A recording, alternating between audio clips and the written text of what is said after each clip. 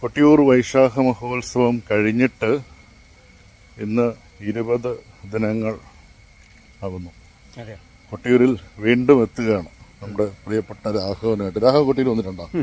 ഇല്ല, എൻ്റെ മരുമോൻ കൊല്ലത്ത് വരപ്പിൽ. രാഘവത്തിൽ വന്നിട്ടില്ല. അപ്പം നമ്മൾ വയനാട് ഒരു ആവശ്യമായിട്ട് നമ്മളൊരു സംഘം പോയിട്ട് തിരിച്ചു വരുമ്പോൾ രാഘവന് ആദ്യമായിട്ട് ഇക്കര കൊട്ടിയൂരപ്പനെ തൊഴിച്ചിട്ട് മടങ്ങുകയാണ്. രാഘവ തൊഴുതാ? കൊട്ടിയൂരപ്പൻ തൊഴുതാ? അക്കരെ കൊട്ടിയൂർ പോയിട്ടുണ്ടോ? അക്കരെ കൊട്ടി നമുക്ക് അടുത്ത വർഷം പോവാം.